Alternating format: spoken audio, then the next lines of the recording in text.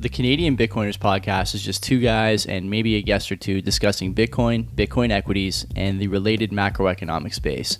It's not meant to be financial advice, so please, if you're doing any investing after listening to our program, do your own research, do your own due diligence, and understand that any money you invest can be lost. The show is meant for entertainment purposes only, and we hope you enjoy the program.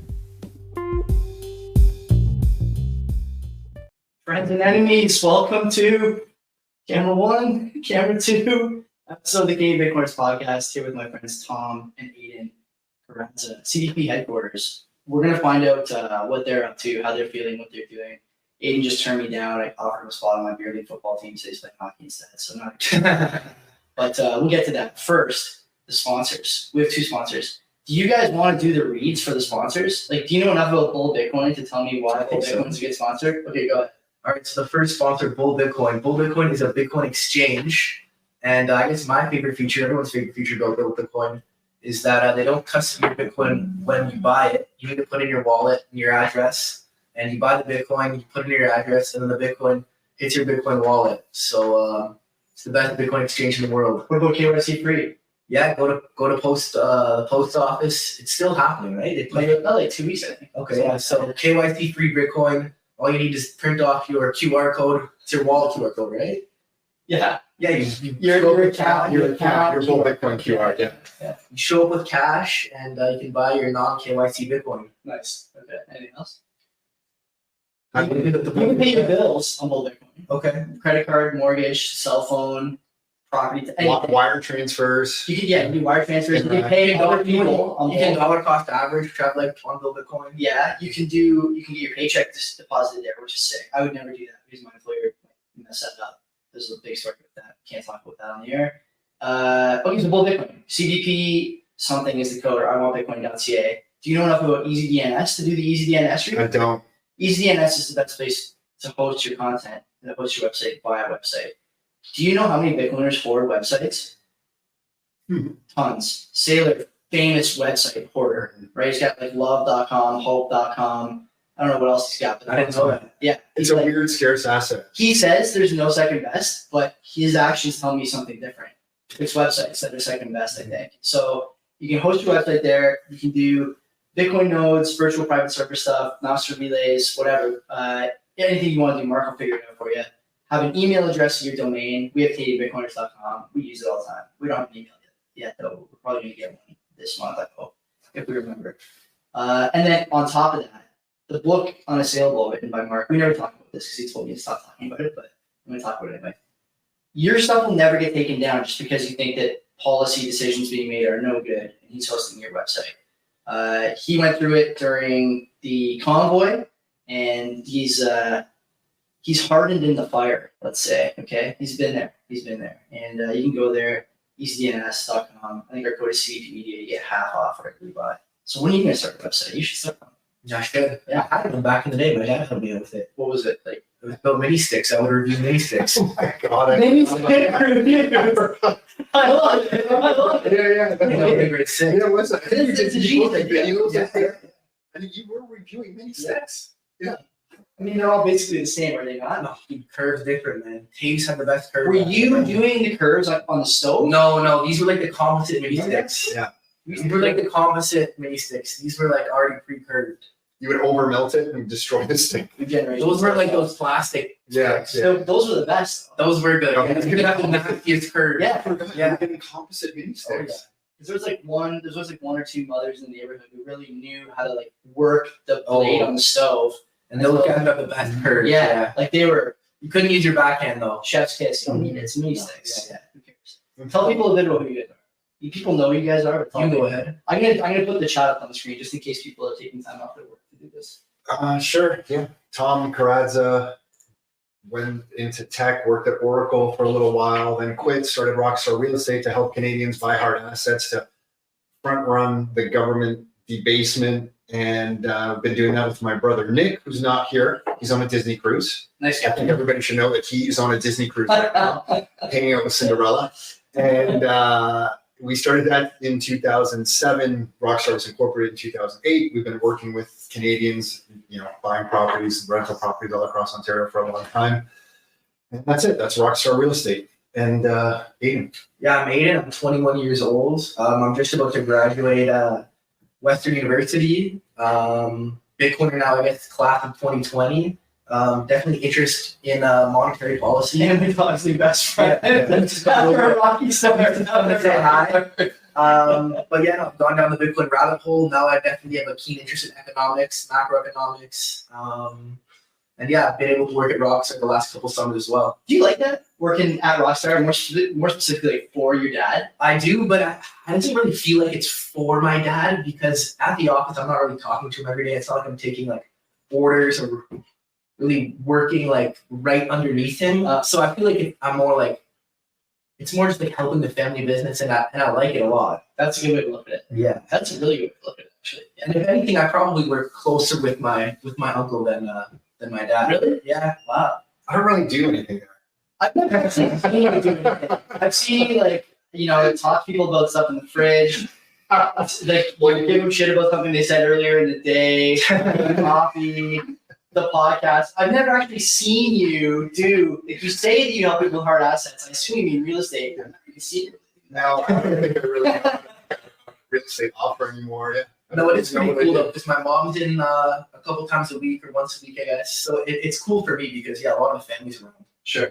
That's great. I do like that. There's something to be said about strong families and the time they spend together, like producing stuff, whether it's like building a deck at home or working together in the family business. I always like that idea. And I will say that in the last, I don't know how many years I've been thinking like this, but I remember when I was a kid, the first thing I wanted to do when I finished school was move out.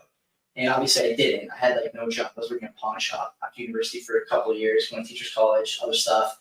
But the thing that kind of changed my mind about wanting to move out is if I look now at the friends of mine who are sort of most successful, most balanced, it's the kids who stayed with their parents long enough. Huh, interesting. You know why? I think anyway. Because if the parents are willing to support you and can support you, they want to help you make what's going to wind up being the three biggest decisions of your life, right? It's going to be what you do for work, where you work, and who you marry. Yeah. And they want to have a say in that. And if you're out wild in some, slum apartment, like you're not going to have that influence. And it might be a pain. I won't ask you about that. But I would say the number of talking tos I got between like 23 and 26 ended up being worth it. Yeah. I think there's something nice about I'm going to be moving back at home now full time. Yeah. From Western, and it'll be a change for sure. What are you going to do for work? Are you going to stay at Rockstar? I'll be back at Rockstar. Yeah. Full time. Full time at Rockstar. Salaried employee? Yeah. Benefits? Yep.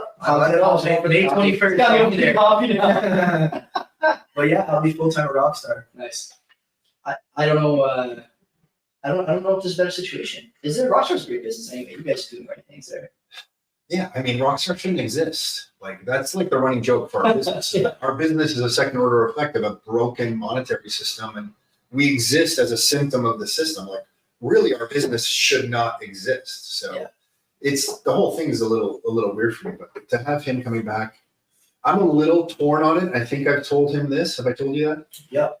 And I learned a lot going, working in corporate Canada. Mhm. I learned what I don't like. Yeah. I learned a lot of skills. They put me through some formal training. We're a little bit of an informal place. So yeah, I'm slightly torn on it, but the mission and the purpose is good. So we'll see how this goes. I think our business is a little bit of a crossroads itself, right? Because we've been doing real estate for so long and really helping people. And we're trying to figure out what do we do with Bitcoin? How do we do it? How do we bring it into Rockstar even more than we have? And we've been aggressively trying to do that. Yeah. So I kind of think you're right. Well, let's talk a bit about the Rockstar business and maybe how it relates to what we saw from Minister Freeland last week in the federal Liberals budget. We were talking a bit before we went on air about the sort of what we think is a lack of understanding from people who think that capital gains is only going to affect the quote unquote wealthiest Canadians. The people who are making a boatload of money, exercising their capital gains at more than $250K a year. I don't think that's the case. You guys don't think that's the case. What are people missing there? Maybe we start there. Why is it going to affect a lot more than just the 0.1% that was bandied about last week? I think there's a disproportionate amount of people in Canada that produce a lot of opportunity for the rest of us. Yeah. and that productive class sees this as a threat. So when you force a lot of people to reconsider why they're going to be in Canada by raising the taxes on what they're building, because they're using corporations to build it. If you have medical doctors, if you have people building corporations now, and I've seen this in the last week, I've seen more pushback on why am I here in Canada anyway? These are people who create jobs, who service and provide value to the community, questioning why they exist here in Canada. If that productive class decides to leave more and more, then the people who don't think they're going to be affected, they're just going to have less things available to them. Yeah. And I think it's really just short-sighted. I mean, I see this on Twitter right now. I saw somebody on Twitter, I don't want to mention the name, but they were just saying deficits don't matter. And I'm like, how is everybody, they don't want Most prominent person on yeah, I don't even want to mention the name. And I'm like, left-leaning person. But I've never seen anyone in the productive class look at something like a change to capital gains and think that was good. I've never seen anybody who's not employed by getting handouts from the government look at these things and say it's good. I only see people who are receiving the benefits of government handouts and that kind of stuff look at this and say, yeah, it's good. Or you're just kind of not, you're young and you don't get it. Well, do you get it? You're young. Yeah, I think I totally get it. And I think a lot of my people in my generation, my age, kind of get it. So now I'm graduating and people my age are seeing the salary that they're going to be making coming out of university. They see the price of rent. They see the price of yeah, they see the price of groceries. And I know, so I have some friends that are in nursing and they're like, if I can get out of Canada and go to Texas and I can go to Florida, really anywhere in the States, like why would I not do that? Why would I stay in Canada? What are they saying about stuff like you finding a place to live? Rents are one thing, but I mean mortgages and the sort of talk, and even in the budget last week about the first-time home buyers, quote unquote benefits. Tom's looking at the chat. No, I see the audio's echoing or something. The quote unquote, is it? I don't know. Is it just that? Echo. Your audio is echo. I can't really see it. Okay, maybe I can figure it out. Probably the camera. Anyway, continue talking. Yeah, everyone's going back home. So like everyone's gonna be moving back with their parents. And if they are moving downtown because of jobs they got down there, like the parents are still helping them fund that. No job out of university is gonna be supporting like a living in downtown Toronto alone. I think I'm surprised to hear that like your generation seems to be aware of what's going on and kind of how the incomes really that they're getting paid isn't going to produce a life that they want to live. They seem much more aware. I guess just that's a sign of the time. You come out of high school. Yeah. You come to university, you look around, you realize, holy shit. And I have one friend who had a job offer, one in Ontario and one in Alberta, Calgary, and he chose to move to Calgary. And take the job in Calgary. Oh, that's recent? Yeah, just now. He drove to Calgary last week. So did he purposely apply for jobs in Calgary? Yeah. He's born here. Yep, from Ontario. Family's here. Yep. And he applied specifically in Calgary. The job Why would was you not? Why? The job was either going to be living downtown Toronto or like move to Calgary and live downtown Calgary. And he's like, it just makes sense for me to go to Calgary. I'll be What taking kind of home job? my Engineering? engineering job. Yeah. See, that's the thing. Like you become kind of not nomadic, but you're not tied to anything. If you have one of these jobs in like STEM, like business, I don't know what's another good example of this. Nursing is another good example. Totally. Honestly, You have a these lot of days, flexibility. people want those jobs in their jurisdictions. I don't know what's going to happen in places like Ontario where it seems like we're unwilling to talk about the lack of supply. And I'd be curious to hear your take on that in housing. But everyone thinks that the fix is like the government taking on more responsibility, either by backing loans or by like building houses. Mhm. I'm a little worried when I hear language like we're going to unlock another 4 million homes. Like I don't hear houses in there and I don't hear build in there, but Or skills. anything. Like I don't know how, like who's doing it and why do you have to unlock them? Are they locked right now? Is it my house you want? Like There's what, a warehouse like of what homes. exactly? There's a warehouse of homes. We can't up find the north. key. There's a whole, you didn't hear about this? There's a huge warehouse up north with all the homes are in there. Can't find And the they're key. going to unlock them. Send help. And they're going to drive them down the 400. I just don't know what you're supposed to, like, what do you say to that? And like you're seeing on the supply side, is there really an unwillingness to build, like I'm being told by people in the industry not named Tom Karadza, or is there some other reason they're not building? I mean, in my head, I'm like, these guys build homes for a living. They want to build subdivisions because that's how they earn their keep. They're not building them. It's not because they suddenly don't want to make money. What's the reason they're not being built?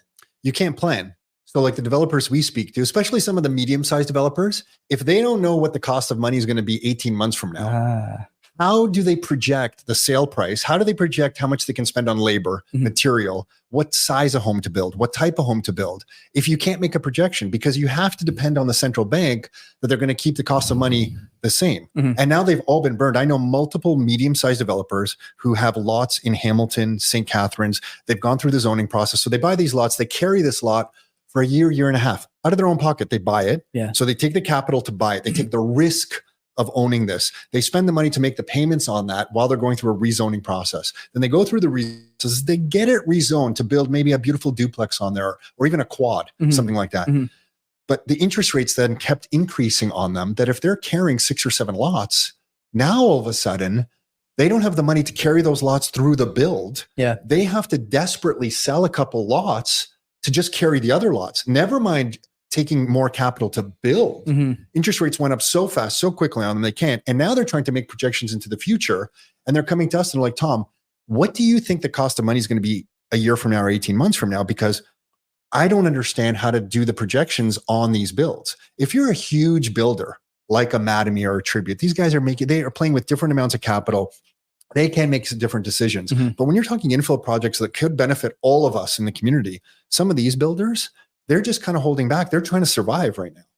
So when you play games with the cost of money by changing the cost of money so quickly, so rapidly, then it puts the fear of God into people who say, I don't know what to expect in the future. Not only am I scared to build, I have to protect the capital I have to survive. So I'm just going to sit on any liquidity that I have until I'm comfortable that I know what the cost of money is going to be 18 months from now. And that's kind of like just the downside of central planning. Like when you have a complex system, you can't center. And I know that, like I know I'm preaching to the choir. No, here, it's good. It's good to hear it again, anyways. but this is from multiple builders who are telling us this. They don't know that. And then on top of that, where do they get the skills? Yeah. How many plumbers are we creating? How many electricians are we creating? How many plumbers? If you want to try and get a plumber to do something in your own house right now, you're calling a friend of a friend who's pulling in a favor. Who's calling anyone? Yeah. I got to just go on YouTube. I have no choice. I can't get even if it was something, okay, so you can't see this on camera, but there's like backflow valves here that have to be cleaned every, 8 months or whatever. I haven't done it in the spring yet. It'll be my first time doing it probably this weekend. I'm not calling anybody because even getting a guy to come to your house is $300. You're going to have a lot of people just learning. To your point about the building thing, I saw a great stat a little while ago, shortly after the budget. It was like, so maybe like middle of last week or Friday. There's only something like 15 or 20,000 carpenters in the country. Those guys would have to be working every minute of every day for the full stretch of the next 7 years or 6 years to get those houses built by 2030. It's not feasible. And we're not bringing in, Conestoga is not bringing in any skilled tradespeople. No. They're not. And there's an art to mixing things like cement. How do you mix it in the winter? How do you mix it in the I don't fall? know that? Hey, come on. I'm making the demand in my sleeve. But where are we training this stuff? This stuff is generally handed down, and the people who handed that down are dying off. Yeah. Like all joking aside, the old Italians I know who know this like an art form who pass away, that skill's then not passed down. So then you're depending on the colleges to teach this kind of stuff. And when I look at our education system at every single level, I don't see that being taught. Yeah. So now we have a future that you can't really, if you're a builder, what are interest rates going to look like 18 months from now? Where do I get the skills? Yeah. And then who's buying? So who's qualifying to buy? And then where are incomes allowing for the qualification? And this is why I think we're in a future where longer amortizations are going to either UBI or longer amortizations in the name of helping the first-time buyer. I can't see how a government doesn't come out and say, hey, first-time home buyers, we want you to have a home. So what we've done is we've introduced the first-time home buyer magic formula plan. 75-year AM. Yeah, we'll put you in debt for 100 years, but we're not going to say that. Yeah. But now we've lowered families in debt too. So although the real estate market, look, we're in the real estate industry, and I'll be the first to say that real estate prices are way too high, but they are a symptom of the system. Yes. So how do we collapse real estate prices when we all know M2 and GDP must keep going up to service the debt? Yeah. So how do we get the lower real estate prices? And this is, I think, goes to Jeff Booth's point, where the system is just acting out. And you can see where the end game takes us, and it's really not good. Okay, so I remember when I was in school, there was like a general sort of distaste for the trades, right? People didn't want to be tradespeople. It was go to university at any cost, take whatever bullshit degree they will let you in for at any school, and don't look back. Yeah. That can't still be the case. I mean, maybe in some people's minds, but I don't think so. My friends, the ones that are like the most well off now at my age, are the guys that didn't go to university, didn't take out student loans, started working right after high school, like plumbers and electricians, and now they're killing it. Yeah. So, I think it's definitely, there's been a flip there for sure. But like, is it, I guess this is a hard question to answer, but the trend, was, let's say 90%, people wanted to go to university as a first option. And now that number is what in your view, in your opinion? Is it 80? It needs to be something like 50 max. I still think it, at least in my like circle or my network, and maybe it's probably, there's like an Oakville bias of their, like those parents want their children to go to university. For sure. But no, I'd say it's less for sure. Yeah, I'd still say it's probably 80% of people are like trying at least to go to university, or their parents are wanting them to. And I think that needs to adjust for sure. I agree with you. And I think so many of those people have their heads in the sand. Like I have many discussions with parents my age who have children younger than Aidan. So like finishing high school, about to go into university. And they're like, we're really going to have to help out our kids get their first home. And I'm like, really? Okay, let's do a little bit of math on this. You have 3 children. So you want them to live close by. So you're saying you want them to live in Burlington. Yeah. Okay, great place. So you're going to have a home, like let's start with a townhome. You want to have a townhome. Okay. So we're looking at $1 million or higher. Yeah. They're going to put 20% down. So you need $200,000 liquid cash to help your kids each get a townhome. So that's $600,000 liquid that you need to help. And then you're leaving each of those children with an $800,000 mortgage. I go, the days of my generation thinking it's time to help the kids, that ship has so sailed that my generation doesn't get it. They don't understand that that's gone. Yeah, but is it gone, or is it just now that those numbers are bigger and the help, like people still want to help? The thing I would even say is that at $200,000 per kid, the bigger problem in my view is that you're probably doing that at 50 something or 60 something, your kid's first home. I think I said yesterday on the show, in 2022, the average age for the first home of a Canadian was 36, probably let's say it's 38 or 39 now, so what are you, 24? 21. Yeah. Okay. So 15 years or 16 years from now, you're going to be 65 years old. Are you going to take on, let's say you're just like an average, you don't have the business. You're going to, take out 800,000 in equity or more at that point, depending on where the price of real estate is. And like, what do you do? Right. It's such a hard decision to make. There's massive my point is that it still leaves massive mortgages. Yeah. So you're creating a debt slave. Yeah. Yeah. So great. You quote unquote helped, but now this person is tied to that mortgage for the rest of their lives. Yeah. Like, so now what? This is just a work camp. Now we have an area of. Well, that's what they want though. Like part of the budget was like to take out your RRSP up to $65,000 at 36 years old. Like that's, how many people got 60 grand? I don't have 60 grand in my RRSP. I mean, I have a pension, but I don't think it's going to be there. I'm not wasting money putting it in somewhere it's going to be locked for 30 more years or whatever the number is. Who's got this? When you add longer AM to withdrawing all your retirement savings to real estate that costs $1 million to get into now, it is a working for the rest of your life thing. It's how it looks to me. Work camp. Yeah. Like I just can't. I feel like, I guess it's just frustrating. Like the highest and best use of Joey's time to me, when I look at you, smart, intelligent, hardworking guy, handsome, committed to what you're for doing. Sure, strong. Yeah. Decent football player, apparently. I mean, worse every year. Actual proof. Worse every year. A few footballs. We saw a couple footballs in the closet. Yeah. I play football. Look at my footballs. But the highest and best use of, like, for me as somebody in the community, and I look at someone like you, I'm like, honestly, I love what you do, what you and Len are doing. I feel like that you are serving the community. No, I appreciate that. Absolutely serving the community. But really, there's probably many other things that you could be doing that you don't have to be spending your time educating everybody on why the system's a bit messed up and to open their eyes. Yeah. And as a member of this community, I would love that you were putting your efforts in that direction. Yeah. Yeah. But we're living in a system where you're forced to do this, where we're forced to have Rockstar. Everyone's forced to speculate on everything. it's, you know, and now I'm starting to get mad at this thing. I didn't intend to come here and get pissed off. It happens to me every time. I get mad in here a lot. That's why the window's open, because I just wind up sweating.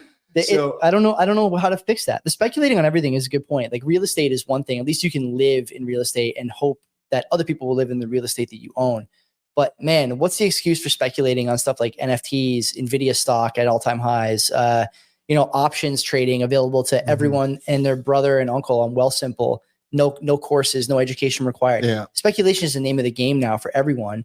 And one of the reasons I think that's the case is, and I would love to hear your comments on this, Aidan. Yeah. A lot of people at your age and younger, or even a little older than you, because I thought you were a little older than 21, they don't see a way that saving and acting responsibly makes a difference. So what do? They just live in the now. Like credit card debt's sky high. Yeah. People are buying all kinds of stuff. They're balling out of control. Yeah, and I agree budget. totally. And I think you were talking about this on Len on your podcast. It's like, why are people buying these random cryptocurrencies and NFTs?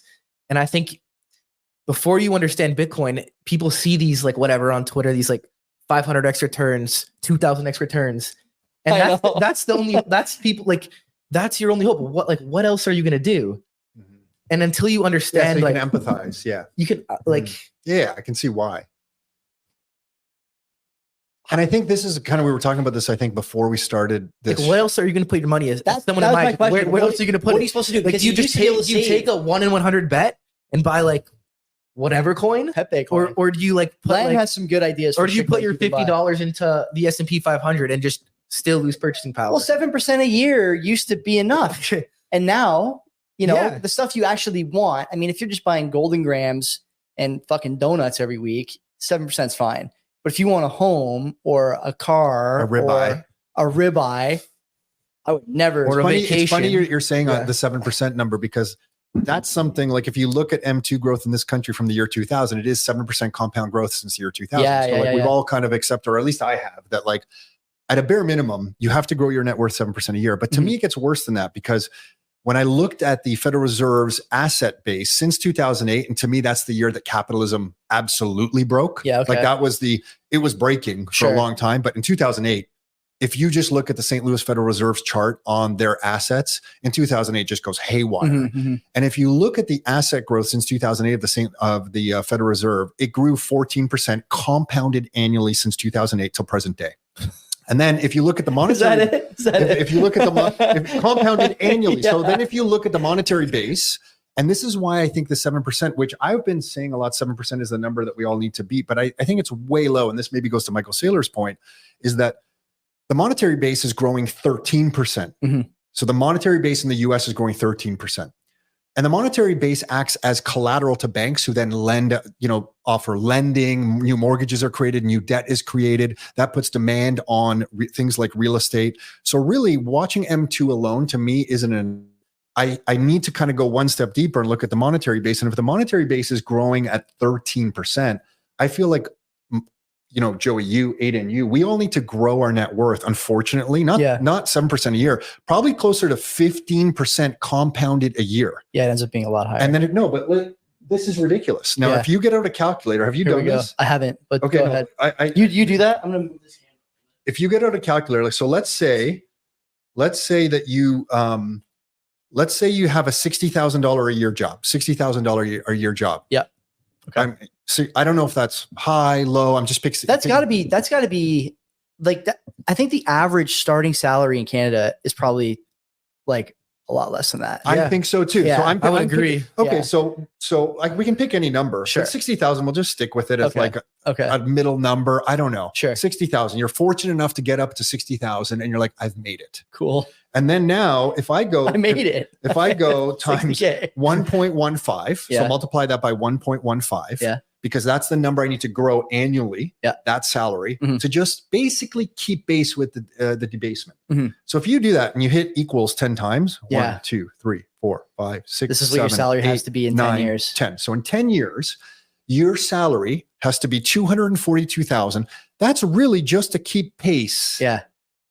Okay, now let's do another 10 years. I know. You're really cooking after that, right? Like even 5 years. 11, 12, 13, 14, 15, 16, 17, 18, 19, 20. That's $60,000 salary in 20 years.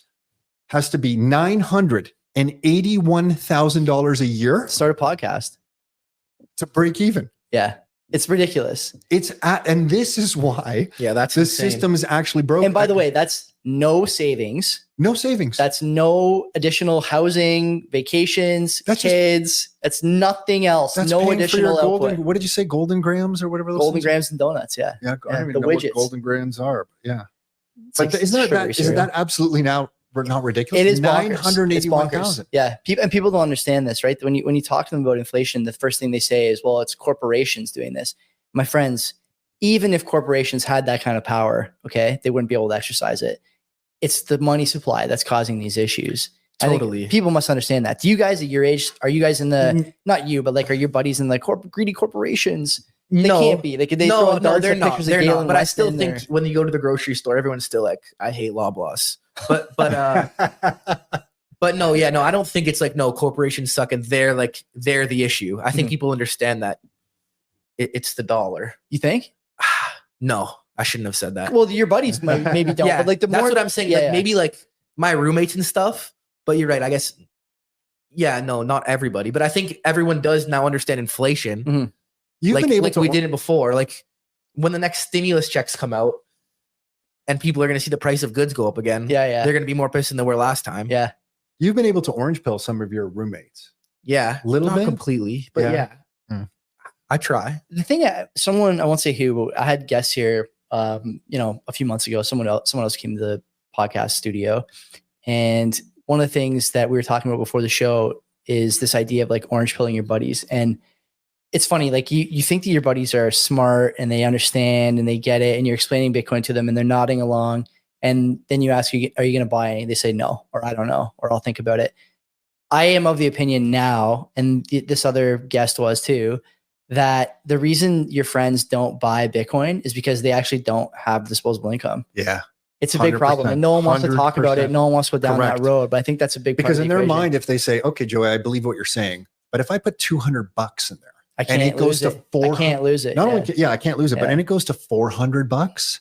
Okay, like great, man. What has that done for me? Yeah. So that's doubled. Mhm. So let's say the market cap of Bitcoin doubles, and we're all kind of celebrating that. Yeah. But in their mind, they're like, Joey, I took $200, I turned it to $400. I'd rather just have some fun with the $200 Yeah. than kind of pray and hope it goes to 400. It does Yeah. suck. It's just hard to sucks. save. It's just hard to save. And that's the thing that just is irritating with this system, Yeah. and that nobody kind of sees it.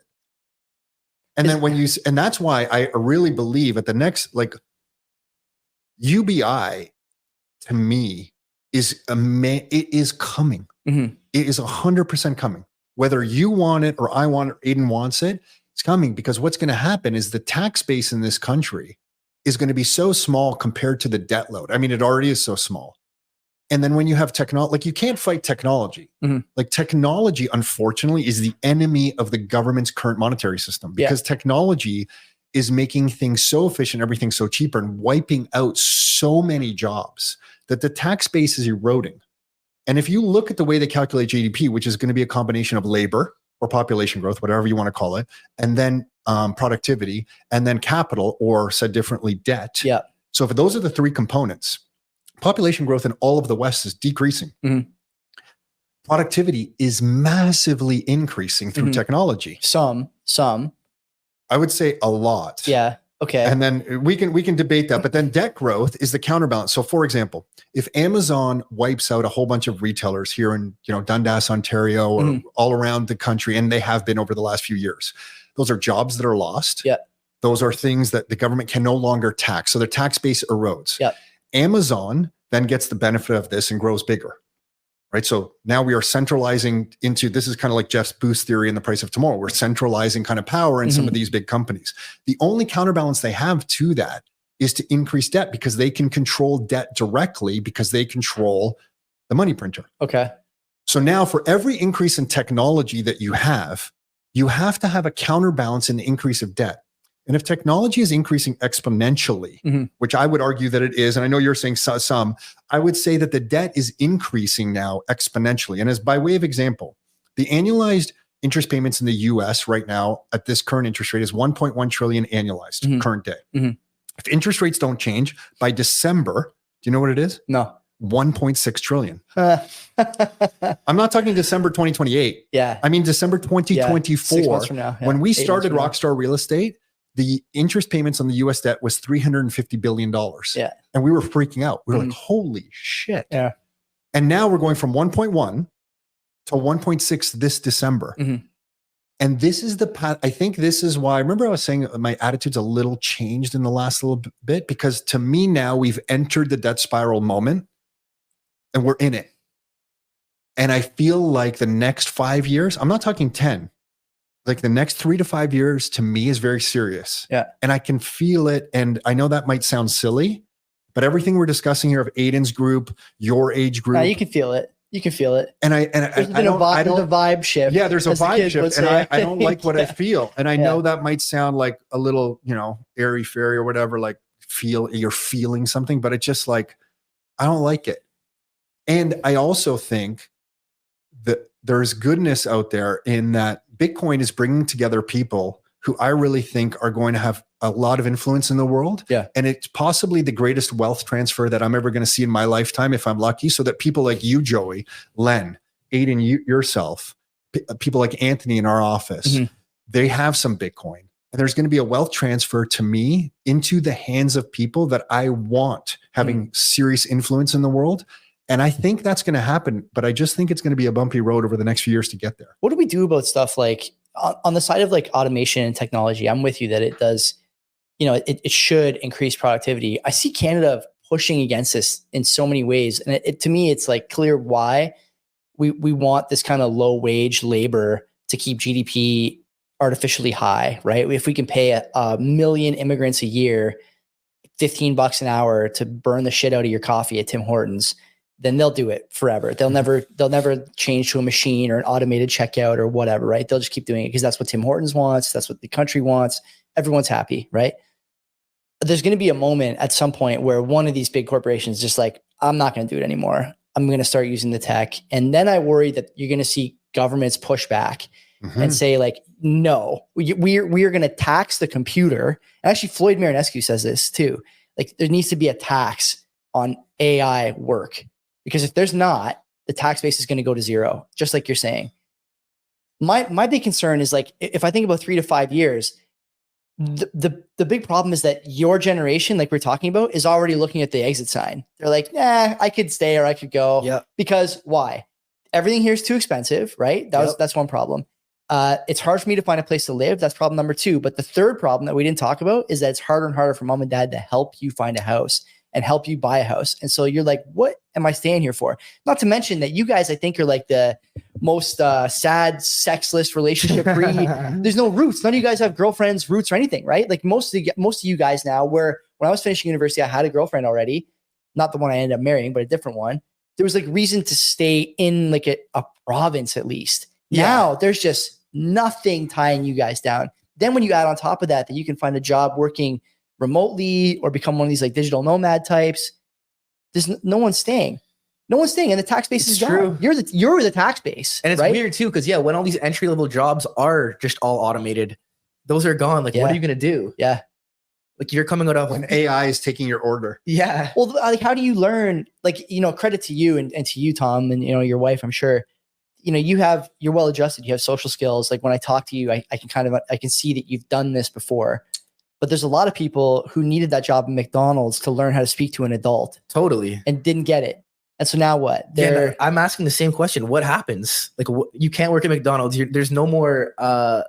They're getting rid of the cashiers, which hopefully they bring those back. It is nuts, actually. Those There's no self-checkouts cashiers. suck. I know. Yeah. They do suck. Yeah, but I don't know what. Every time I try to weigh my own bag on that thing, Well, it tells you something in there. We were looking at videos the That's other the whole day. point. There should be something in there. What do you mean? Yeah, What do we you were want? looking at videos of like the automated, the French fry. the French fry flipper at McDonald's. Like it's nuts. Yeah. They have an automated fry flipper? Not yet. Oh, one of our clients works for Motoman Canada. They're Yeah. selling so many of those arms out into California right now that like hundreds of these things that will So they just are do being all the used fry then. flipping for you. That's active right now. Listen, a good friend of mine used to work for Tesla. He now works for one of the biggest companies in the world that creates the factories that Chinese and American EV companies will use to build out their factories. Okay. Have you heard of lights out factories? No. So I know exactly what this is going to be by the name. Yeah. So like he just finished the factory of the extension in Texas where they you don't need the lights on because they have 3 levels of robots that now have the dexterity to pull up the screws. And so you don't need HVAC requirements. You still have to keep it a certain temperature. You don't need, and there still are humans, but you don't need an employee cafeteria. You don't need an HR. You don't need an employee parking lot. Yeah. You need a lot less lighting. Is there still DEI for the robot staff? Absolutely. Of course. Joey, how dare you? How dare you? I want to check on that. How dare you? Got to find out. Make sure. So this is happening right now. So I was just with him last night for dinner. I'm like, is this factory live? He's like, oh yeah, we're on to the next one. You got to see what we're building now. Yeah. And so this is to my point of where the technology is increasing. It just is happening now at such a pace that we're not even exposed to it. And I think Canada is so inconsequential in the global world and the global economy that, we can do in this country we want. Listen, we're a pretty small GDP. Big time. That if we're going to develop these factories in Texas and in Mexico, and this stuff is going to affect all of us right here, and it's happening, I think, faster and a speed that's also just alarming me. Like I had no idea that we're doing this. Like we have fry robot arms going out into places en masse. Did you see the Wendy's video? Did you see that one yesterday? I don't think so. It's AI taking your order at Wendy's. Yeah, I didn't see somebody that. saying, or what about the Freshie or whatever that? Oh yeah, I saw that one. It's like some Indian girl in India on a screen, taking your order. Oh really? And then like someone at the that's crazy. Bad. Hey, that's AI is bad. going to take those jobs too. I know. Even the cheap Indian labor, it's better to just have some robot do it. Yeah. And like, by the way, I don't want to like shit on Anchor or StreamYard or whatever. StreamYard's fine. Anchor, I sent an email to last week because they have a bunch of new like AI services to like do your audio editing and stuff like that. I sent them an email and said, I want to try the suite, but I want to try it for free for a month because I'm paying for all this stuff somewhere else. And I'll try yours for a month. And if I like it, I'll switch everything over. There's a fucking robot responding to me. Yeah. And I could tell it was an AI response. And I wrote back, I'm like, no, I need a person to look at this. Boy. This is not the response I need. Right. And so the other thing too, is that people now are so accustomed to just like getting a terrible level of service and support thanks to these AI bots. Like instead of like actually doing anything about it, they'll just be like, oh fuck, it's another AI bot. I guess I'll just have my fries with no ketchup. I guess I'll just eat my breakfast burritos with no salsa in the bag, just like old times. Like, you know what I mean? Like everyone just expects the service to be bad. And so the service just keeps getting worse. Everyone is making money except for people who really like should be contributing to the economy through those jobs, through that kind of stuff. Absolutely. They're not getting their fair share. There's something really cool that you're doing of work. that, you and Len are doing something really cool for me is that you're bringing people together who are thinking in this way. Yeah. And I just think I really want to push you guys to do live events with people all across the country. And the reason that I want you guys to do this, you fund it. Okay. The reason I want you guys to do this is because when I was over in England, am I allowed to say where? Sure. Len will allow me. I told you, Len's protesting. He's not going to be on this show for sure. I did have to change my shirt. I did have to change my shirt. To Aiden came in wearing a real Bedford shirt. So I was over at Road last week with my brother, Aiden's uncle. And it was really cool hanging out with Bitcoiners and having discussions, and you make bonds at a different level. And I think that gives me hope. I'm like, oh my gosh, there is a community. Like we all know each other over the internet. Yeah. And it's really great. Yeah. But when you go and you hang out in person, different. Yeah. It's completely different. And honestly, that gives me hope. You know how sometimes we'll say Bitcoin's like a life raft? Mm-hmm. I feel like the human connections that you make of Bitcoiners together is really just exponentially a even better life raft because you're just making those bonds. Yeah. And I think if we can do that across the country and across the world even more, that's kind of like the safety valve. That's the outlet. That's the hope that we all need, because there's this old dying system that's full of people who are grasping onto it, who are telling us it doesn't matter about capital gains increases and it doesn't matter about deficits because they're benefiting from that, or they don't know better, to be fair. Yeah. But there's a whole other group of people out there that have the ability to make change. And for me, if we can get those people all together hanging out more, it really has the potential to be powerful, and it gives me hope. So that's something that you and Len need to do. This is all just, I agree. Did you hear anything in there about funding? No. Because I Listen, didn't. come up with the idea. Look, Listen. What, You guys have what been. what do we need to get the Canadian? We gotta figure it out, because I think a lot of people, whether it's us or other podcasts together, right? Like even the conference last year in Toronto, the energy in places like that is incredible. You were there for a day too, right? Yeah. Like it's incredible because everyone there is like on the same wavelength. You don't have to worry about, oh, well, the reason that deficits matter is X, Y, Z. Oh, the reason that GDP per capita is important. Yeah, make it easier when everyone's on the same You know page. what I mean? Like, I just want to dunk. I just want to dunk on. I just want to dunk on Stephanie Kelton and fucking have a beer, right? Like that's all I want to do.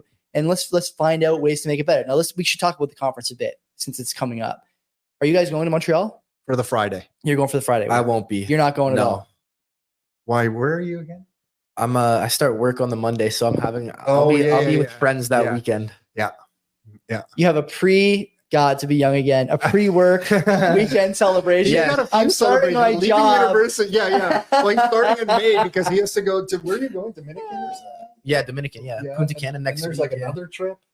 No, that's it. That's it. No? Trips are great. You should take trips when you're young. No, a couple graduation things are going on before.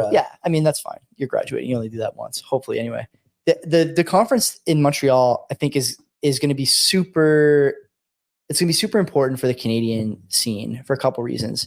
If I look at the list of guests this year, a lot more American and international speakers than last year. That speaker lineup is awesome. It's really good. Saifedean is there. Cool. A few other people who like you will know, but off the top of my head, I can't remember a bunch of them. But it's a nice long list of people. And I think that, this conference, unlike the one last year when the price was whatever, 20,000 or 25,000, this year it's 70. It's going to be a lot more hype around what we're doing. You know what I mean? And I want to see sort of the way that people are discussing what they're thinking about for their own Bitcoin holdings, right? Like we talk a lot about what are you going to do with your stack? You got this stack of Bitcoin in fiat terms that's worth X amount of dollars. What is my plan with this? Am I going to take a loan against it? Am I going to spend it? Am I going to use it for services? Am I going to buy a home? Am I going to buy a car? Am I going to do whatever? Now, those sort of goals are going to be so much loftier. And when people think that they have a chance to do something great, fucking they might do something great. Yeah. They might do something great, And that's a big deal for a lot of people because people have been buying Bitcoin a little bit every week for 5 years or 6 years. Just now, right? They're really like consistently above water, right? Their head is above water for the first time for an extended period. That's when people start to think about what they really can do to make a difference. And that's why I'm hopeful about that. Now, in terms of like what you guys are doing at Rockstar, right? You work there too now, so I can say you guys. Where do you see for your client base, the biggest risks in real estate it has to be short list, right? Government has got to be number one. Number two is probably got to be, I don't know, interest rates or something like that, which is another arm of the government. What else am I missing? A lot of Bitcoiners, by the way, refuse to call houses. They call them liabilities. Like when I have people over to my house, they'll say, wow, I really like your liability. They won't say, I really like your house. Fair enough. I mean, yeah, those are the biggest threats that the governments are going to the government's going to tax assets. I guess I want to differentiate between your primary place of residence. Sure. And like if you have some rental properties. Can I ask you something? How many people, in your opinion, in Canada, by percentage, let's say, of like 40 to 65-year-olds, 40 to 75-year-olds have two properties? The latest stat I checked was, and this was talking to a mortgage broker, so don't hold me to this, was that 11% of mortgages in the country are for real estate that's not you're not living in. And out of that 11%, I got to think it's some investors have multiple properties. So, it's probably a small group of Canadians who actually have multiple properties or rental or choosing real estate as a hard asset to protect some of their purchasing power. Right. It used to be like 4% when we started in this business. Now it's 11%. And that was 2008. So that's just a wild stat. And I don't know where that was referenced. So I can't like give a source on that, but I was just talking to a mortgage broker who gave me that stat. But yeah, government taxing real estate is a threat, and interest rates is your ultimate threat because you just don't know what's going to happen. And we can see a couple interesting trends in real estate right now. We still have Canadians who are coming to us.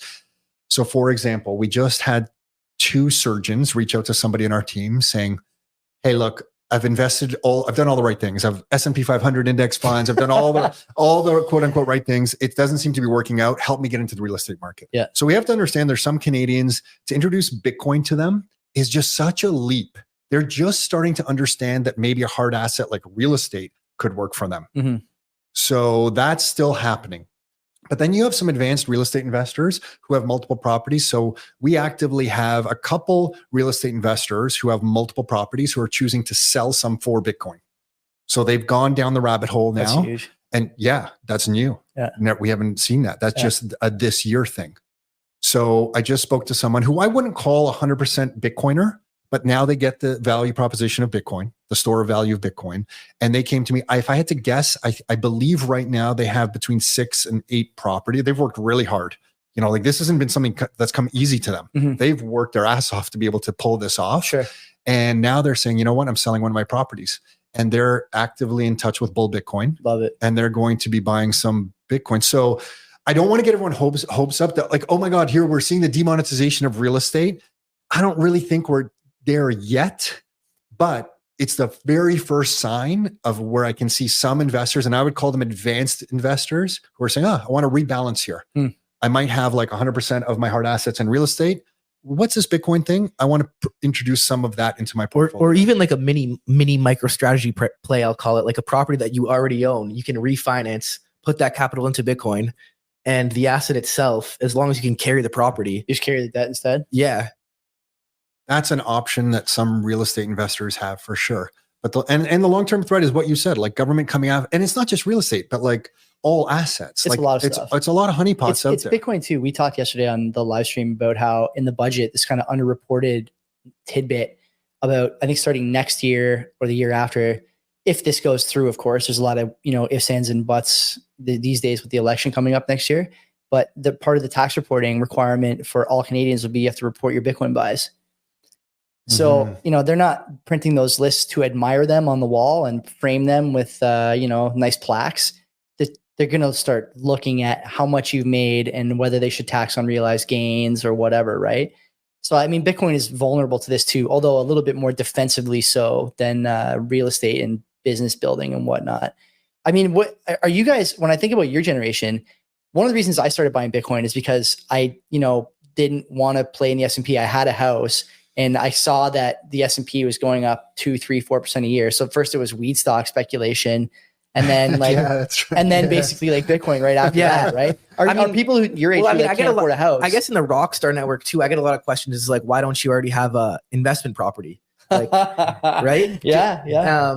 And so right now, like, I don't want to sell any of my stack or all of it. Yeah. And it just doesn't make sense for me to sell my Bitcoin stack to buy a rental property. At some point, I still do like the leverage play on real estate. And in the future, I still would, even in Ontario, would like to buy a rental property. But right now, I don't think it makes sense. Yeah. And I think too, just because I've grown up, I guess, with him and whatever, Rockstar and everything, I love this guy. I love with this guy. I've gotten in shit so many times for not knowing how to address my dad when he's in the room. With him. Yeah. So I don't know. I was never really thinking about investing in stocks to begin with. Yeah. And I think a lot of my friends too, real estate, I would say a lot of my friends too, the first kind of big investment they're thinking about is a rental property, probably over that, like over investing in stocks. And I guess it's easier to invest in stocks. They'll keep money in stocks, but I think the goal is to buy an investment property. I'd say for a lot of my friends. Is it because you guys have seen probably? Yeah. Because I mean, the thing that always like kind of got my jimmies riled up when I was in university was that I was just thinking about like how easy we were to deal with as students, and we were paying, back then it was like $350 or $400 a door or something like that. Totally. I tell him all the time, my first rental property, I'd like to be a Western student rental. Yeah. It's hard to say. You know what the rents are on rooms at Western right now? At Mac, $1,200 a door.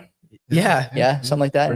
Pretty much. Yeah. That is on the higher side. 900. I'd say the average is maybe like 950. Yeah. Okay. But there's 1,200. And it's still a room this size. Yeah. No, this is big.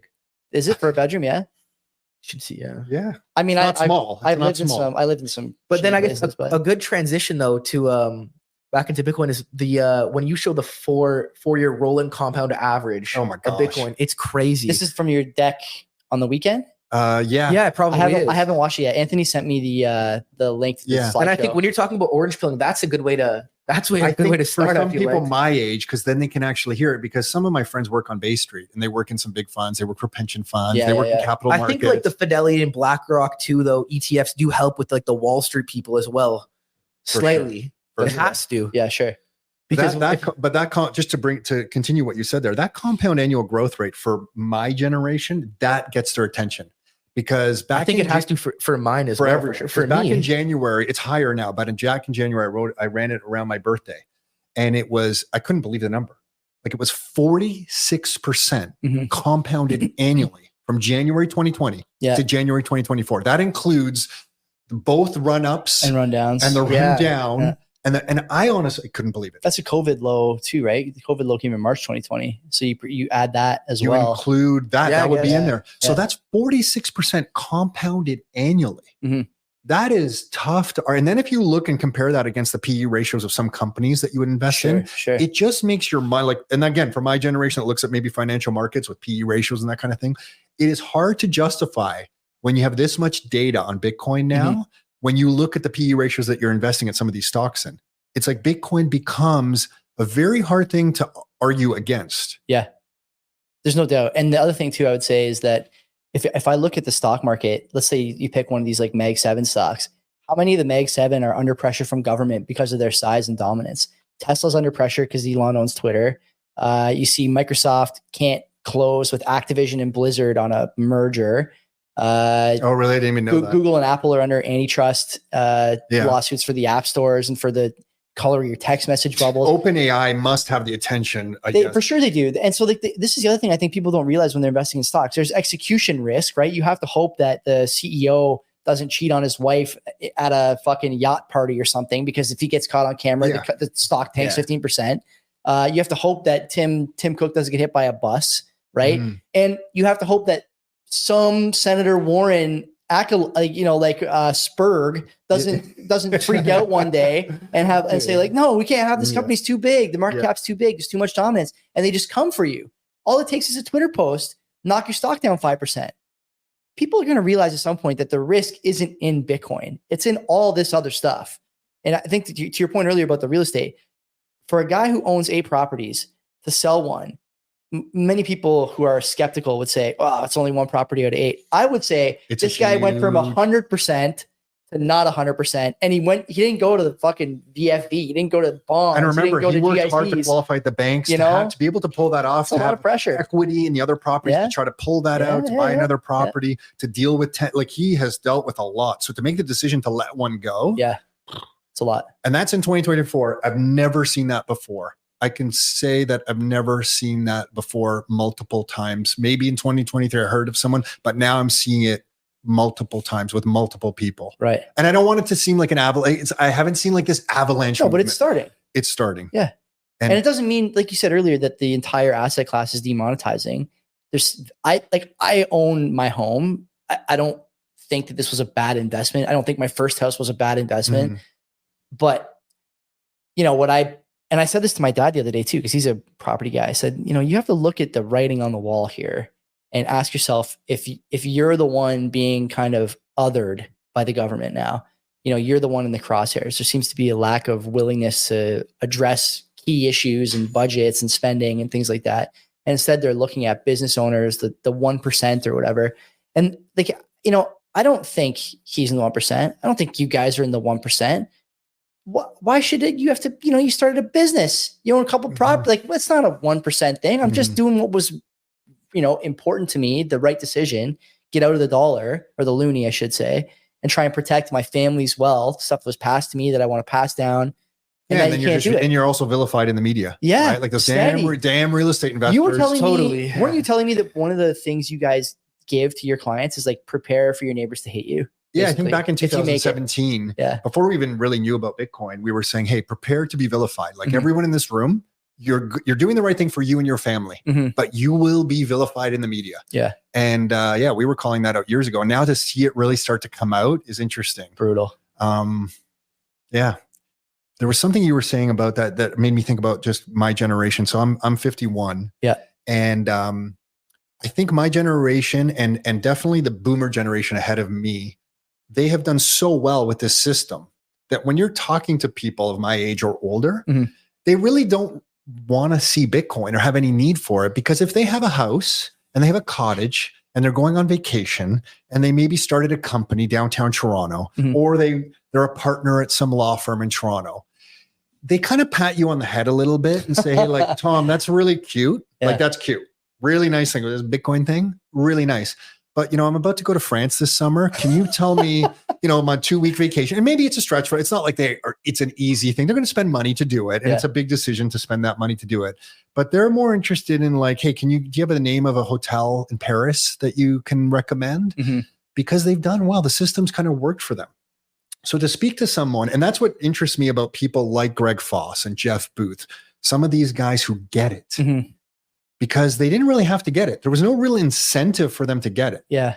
And I almost feel like it's cool that you get it and Aidan's generation, but you guys were almost forced to get it. It was like, shit, what's going on with the system? Yeah. I need to look into it. That's how I feel. But some of these guys, they didn't really, they've done pretty well.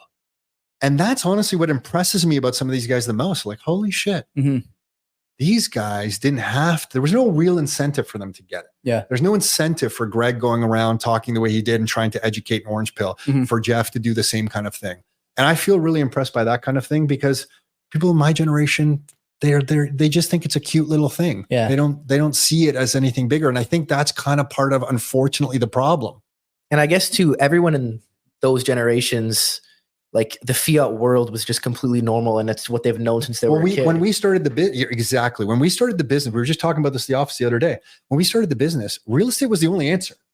Yeah. Like real estate was For the sure. escape hatch. Yeah. It was like, holy crap, we can do this real estate thing. Well, we see that the results of that and the cost of real estate, right? Like everyone realized around the same time, this is the only thing you can do to protect yourself. Well, you had big those low chunks. rates for like 10 years, which just like we rode a trend. Let's face it, we were a little lucky in getting into real estate and staying in that. Some of it's not all smarts. Mhm. You just have low interest rates and you're kind of riding that wave. Yeah. But now we were just talking about this again. Can you imagine a world without Bitcoin right now? Like, can you know. imagine a I world know. without Bitcoin right now?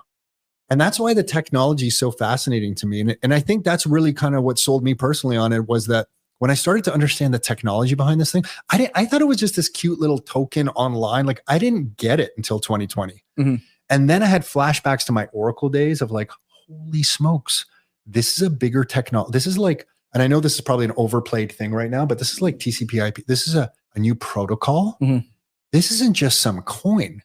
This is a protocol. And when I started working at Oracle, I started in tech support. And in tech support, there was those of us that supported Windows and Unix. I don't know if you know about Unix or heard Unix. Okay. And then there was network support. So the guy who sat next to me, he supported Novell Networks. And I would ask him, I'm like, what's Novell Networks? And he's like, oh, not only do I support Novell Networks, I support NetBIOS and Apple Talk. And I'm like, what are these things? And he goes, these are other network protocols. And he goes, they're all dying off. And I'm like, well, why are they dying off? He's like, well, TCP/IP We're gonna move to one. Yeah. is just got the network effect and devoured everybody. The open network. The open network, because Novell Networks was a closed network. It was like a corporate network. Novell Netware was the name of the company. Mhm. It was like a proprietary network.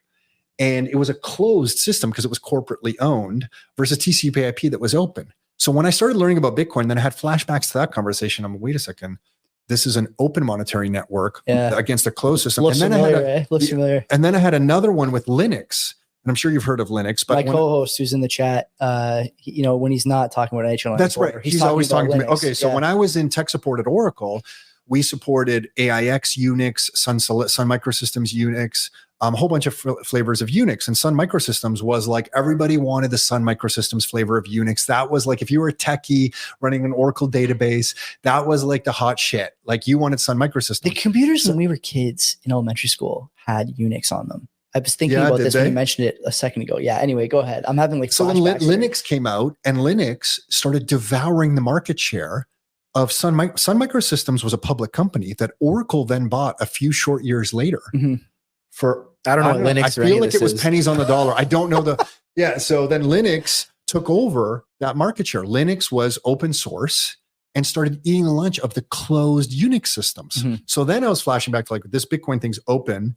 another example of a closed system devouring an open system. And Bitcoin just started to make more and more sense. And I remember a few friends used to work at BlackBerry, and BlackBerry was a closed system. All the communications used to go through Waterloo. Yep. And then the iPhone came out, and the iPhone was using TCP/IP. And it just devoured BlackBerry that couldn't really handle and grow and scale using their closed system. Yeah. So to me, again, it was just all these technologies that were just closed systems that the open system devoured. And that's how I look at Bitcoin. I'm like, oh my gosh, this is an open network. This is inevitable. This is an inevitable thing. And that's kind of really just led me down the path of Bitcoin, getting more and more confidence in Bitcoin. And then the pureness of the technology stack in Bitcoin is really interesting. When I worked at Oracle, we tried to launch database technology. Stop me if this is like too Keep crazy. going. We inside the database, and this is where I started to understand Ethereum. Inside the Oracle database, they tried to launch portals. So portals were things like on the internet now that everyone knows, like you could log into a website. Oh yeah, like a portal. Okay, yeah. But what they tried to do is instead of on the tech stack, run it as separate technologies, which was much better and much faster. Oracle tried to embed the portal software inside the database. So this website that you would visit was executing inside an Oracle database, which I don't want to get too technical here, but that is chaos. Like that is shit. It ran slow. It was hard I used to support it. We used to try to sell this stuff, but then other people were competing against us and they would separate it out. It was just like the database should just do what the database does. And the execution layer of software, launching the websites, should be the best at doing that. And they should be two separate things. So then when I started to learn about Ethereum, I'm like, oh my gosh, they're trying to do everything inside this one layer. Yeah. Just like when I was at Oracle and we tried to stick everything inside the database, as the value proposition of the Oracle database was like, you just need this one database. It's everything. And I was the guy installing it, trying to make it work. And it wasn't quite as good as separating it out. And it taught me that tech stacks should be very simple and clean if they're going to scale. So like I had all these flashbacks when I was going down the Bitcoin rabbit hole to my old tech days. I'll stop now on the tech stuff, but it just gave me clarity. It just gave me clarity. I'm looking at you guys. I'm like, is this just crazy? But this is important, right? Like this is why Bitcoin is so much fun, because people come to it from different points of view, right? Like you remember the database thing. You're like, this is not simple enough on the east side. Great simplicity and open network on the Bitcoin side. This thing's going to be the one that. Yeah, I thought you did a good job dumbing it down to in that like open versus closed network presentation that you gave at the event. Yeah, which is kind of what you just mentioned. Communicate that. Yeah. And I think too, you and Len were talking about Lightning, and like you were talking about an open network, and maybe if Lightning might not be the layer 2 that's can scale and be the layer 2 forever. But I think it was Jack Mahler saying like, it almost doesn't matter. I don't know if it was Jack Mahler talking about this, but like an open network, it doesn't matter. Like the best product will always win. So Lightning could be a step. I think Len was saying this as well. Lightning is just a step to the next best thing if it's not Lightning. And I don't know, the analogy was like there was MySpace and then there was Facebook. And then so on the open network, just the best products will win. Everyone is like, it's a big deal to me that people have this point of view that Bitcoin is just a network. It's not necessarily a finished product. It's not done being built yet. It's not done developing. Oh. But the baseline thing, the mining, the issuance, the difficulty adjustment, all that stuff, that's never going to change. That's your value prop. Mind-blowing. Yeah, that's your value prop. That layer 1. That did take me a while to understand. Everything as well. else, you know. Yeah. And so do you get it now? Totally. Yeah. But it took hours probably for sure. Hours is nothing, man. People, I've been throwing this stuff at people in my life for 5 years, 6 years, 7 years. But right? credit to YouTube, because I know how difficult it can be to orange pill, and I know you guys both have. So, and I know it's difficult. It's not easy. And you guys have managed to do it. When we were in England, we brought a good friend of ours, Jonathan, who moved to the UK, and he's like, "You're coming to the UK?" I'm like, I'm going to this Bitcoin conference. Join me if you want. But I just want you to know something. Like, I'm really interested in this. I'm not going to this conference. Like back in the corporate days, you would go to conferences as an excuse to just go to restaurants. You could go to Vegas and then, But I'm like, I'm going to this conference. I actually want to pay attention. Yeah. I'm very interested in this stuff. Yeah. So like, if you're coming here, just know that I'm not like not going. Yeah. I'm going to be in there listening. And he came and at the beginning, they launched the conference and they were screaming, Bitcoin. Nice. And he looked at me, goes, "Where am I? What is this? Where have you taken me?" And I'm like, just stick with it. Just stick with it. While I'm screaming Bitcoin. Okay, last question, off the beaten path a little bit. I'm bringing my wife to Montreal for the conference. Awesome. What advice do you have for me so that she doesn't go crazy watching some of the stuff.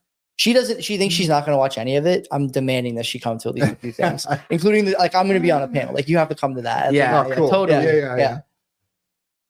I don't know. Everyone's got to come at it at their own time. What does your wife think about Bitcoin? What do you talk to her about? I don't know. What does mom think about Bitcoin? I don't know. She probably gets annoyed at us sometimes at the dinner table. Talk about it a lot. We talk about it a lot. No, We were but I talking don't to her know. about the halving. I'm like, the halving's tonight, Carol. The halving is And then tonight. I know she, you know what? Get a good bottle of And then wine. I think- Get a good bottle of wine. Mom said that. Like, mom said that because that was when I came up from London. She goes, Dad told me this 5 times today. Yeah. Yeah. So No, but I think mom has a good understanding. Totally. I think now after years, she's I think so, supportive. too. I think she likes Even it. my little Yeah. sister Sienna is stacking. Really? Yeah. Oh, yeah. Yeah. What do you mean? How old's your little sister? Grade 12. Okay, so she's not a kid. No, okay. sorry. I was gonna say like Len's daughter's like 10 Yeah. or something. She's got a little stack like being But built up. yeah, Right? Sienna's definitely more interested in price action for sure. But She's very interested in the price action. yeah. I love it. Yeah. Is I love Bitcoin up today? Is Bitcoin up today? That's the ticket. Okay, let's get you guys out of here. Final comments, closing thoughts.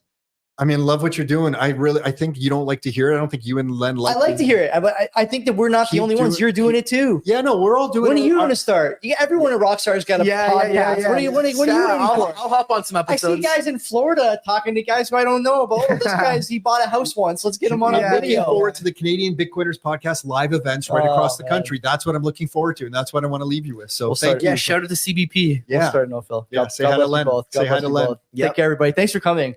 Busy room, but go back to work now. Well done, everyone. Don't forget, everybody, lots of other stuff on CBP Media Network, including Two Whites and a Blue. Me, Joey, my brother-in-law Mike, and our friend Will talk about all the problems millennials are having with finance, romance, and just getting by. If you like CBP, if you like the NHL 94 podcast, I guarantee you'll like that one. Search for it, Two Whites and a Blue, anywhere you get your podcasts. We look forward to seeing you.